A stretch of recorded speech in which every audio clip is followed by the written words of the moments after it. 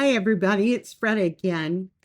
I am trying to show you little tips and hints with using Design Studio, but it may work in other softwares. Sometimes it has a different name, but once you get the hang of it, you'll know exactly what you're looking at in different softwares.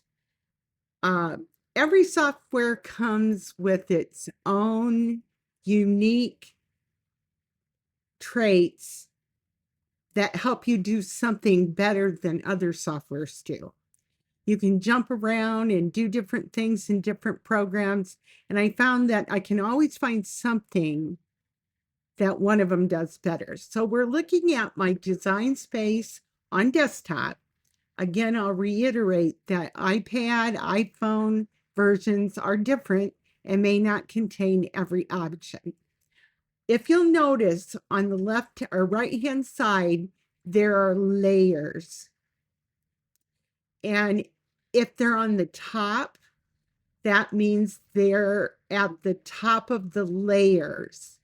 So this layer is the first one at the top here. But because it's at the top, as I move it around, it's over everything else.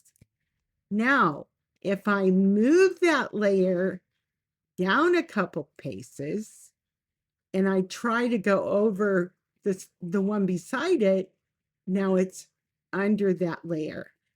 You need to understand that when you're working in design space, because you may click on something like this that's joined together, but because the whole piece is above something else, you can't click on that thing on the bottom.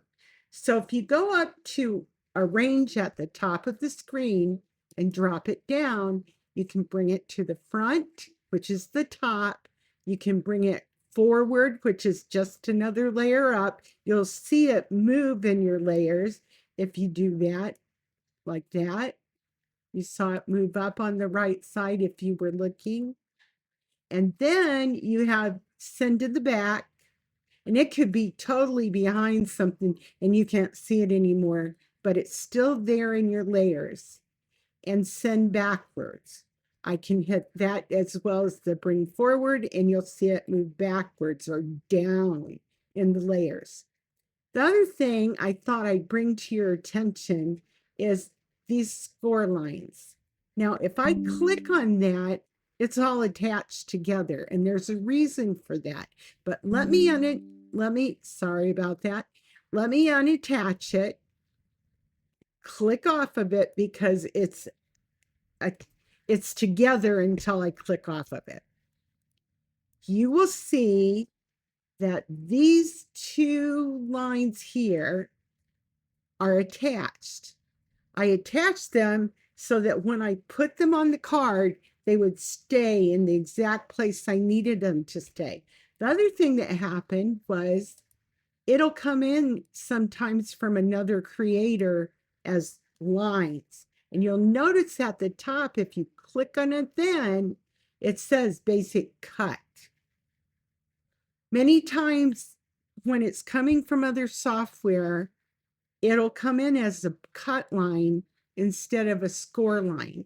And you just select those lines. I suggest grouping them together if they're on a card or someplace where they need to stay together.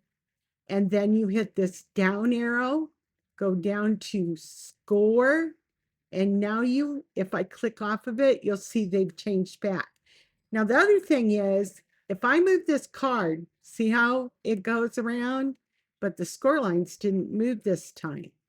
When you do something like that by accident, hit your back arrow or undo arrow up here. You have not done anything wrong, basically, as long as you can hit that undo arrow. So if I hit undo, it moves the card back where it was originally at. Then I'm going to select both of them.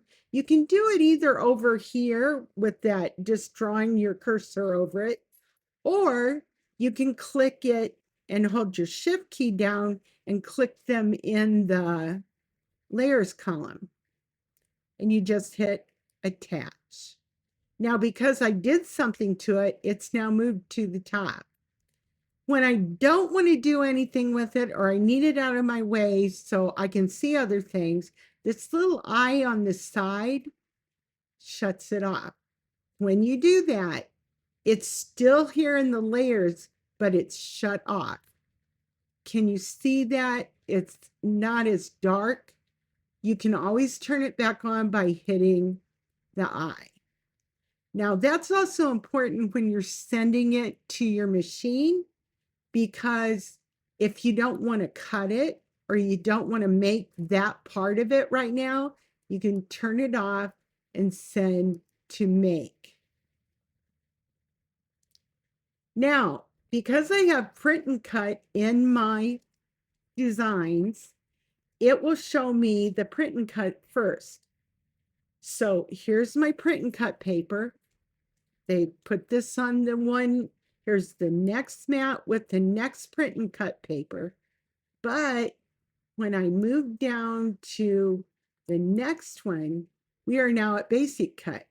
And usually the mats are in color by their, whatever color you put them in.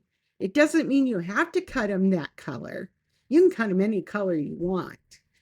But by making them the colors similar to what you are going to cut, it helps you remember which pieces are being cut out of which color. And then I have some happy birthday in the black. And those pieces that go over my white card are cut out here. And one big piece in the middle and behind my cut files right here. But these are all cut files. Now, the print and cut, I'm going to hit continue after I go back to the print and cut page. Right there. I'm going to hit continue. Sorry, continue. And we'll try it again. Okay, now it says send to the printer. My printer isn't on right now, so it's not going there. But see, my maker is already attached to the Bluetooth. So if I would say I've already printed it, and you can do that, it's connecting to my maker right now. And I have an older maker, and I have a very slow Bluetooth on this computer, but it will work. Okay. Okay. Oh, maybe my maker isn't on right now. But anyway, you'll move on to the screens where you pick what you want to cut and everything, and it might be my Bluetooth. I apologize for that. I hope these little tips help you. Let's go back a little bit. I've got just a little bit more time. Here we go. Cancel. Do I want to do that? Yes. Cancel. And I'm back at the beginning. I'm going to turn this back on. Remember, ladies, when you try something, whether it's attaching or detaching or flattening or the contour cut, just try it. If you don't like it, undo it. Or make a copy of what you want to try it on, because you can always duplicate stuff like this piece right here. That goes behind something. I'm going to change the colors so maybe you can see it a little better. Let's make it red. Okay, I'm going to duplicate that piece. Up here, it's a duplicate. There I have a duplicate. I'm going to change this one back to white, put it back where I want it. It's going to go over that piece. That is the die from Heartfelt. Anyway, let's see what a contour cut does. Let's bring it up. I've got the piece selected, and you see all these, and it's showing you all these cuts. If I decide that I don't want to cut all of those middle, watch what happens when I hit hide all contours. It will now only cut out the outside of that. Or if I want just a couple of these cut, I click on them. Something has to be cut, so you can't turn all of them off but you can turn off whatever you want as long as one of them's on. When you hit OK, I'm going to turn these off. Sorry. And turn this back on. You notice this red piece over here? It is now a solid cut. And I hit X. That's how it's going to cut. It's not going to cut out all those little holes. But let's say I want it back to where it was. I hit contour again. And I hit show all contours. And guess what?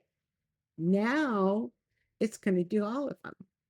You just learned a big part of what you can do in a little bit of time with Cricut. And that's what makes it easy. There are other softwares that are easy. I've used most of them. And as long as you're willing to learn them, they're not that hard.